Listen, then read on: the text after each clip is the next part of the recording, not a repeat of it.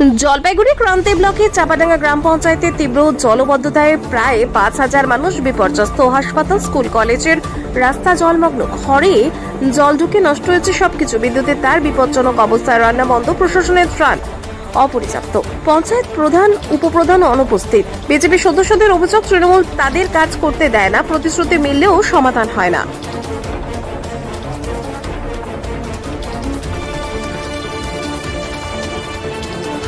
চাপাডাঙ্গা অঞ্চলে বাসুরবা গ্রাম কেরানীপাড়া পুরো জল, কোনো সরকারও তো কেয়ার নিচ্ছে না। আমাদের পঞ্চায়েত প্রধান আছে, কেয়ার নিচ্ছে না।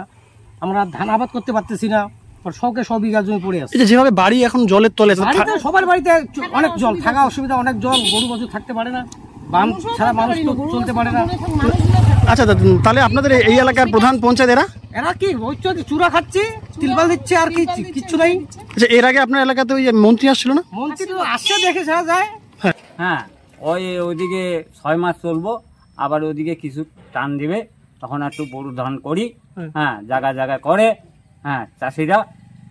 হ্যাঁ, তাই এছাড়া তো ধান, বড় ধান কাটলে আর কোনো আবাদ করতে। আচ্ছা, এই যে আপনারা যেভাবে জলমগ্ন অবস্থাতে এখন আছেন, আপনাদের নেতা মন্ত্রীরা দেখছে না কেন? মানে কি কারণ রয়েছে? এখন আমরা তো বয়স্ক, আমরা তো সেইরকম ভাবে বেড়াই না, আর সেই সমস্ত আলাপনা শুনি।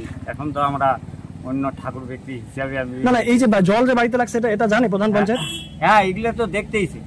কোনো রকম কাজ করছে না তারা বলতেছে আমার সেটা কি করব, তারাও চিন্তা ধারা করে আছে, এইভাবে আমাদের ফাটিবিটি দিচ্ছে।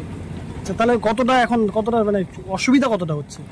অসুবিধা তো প্রচুর অসুবিধা, দেখতেছেন তো আপনারা কে এরকম চলছে।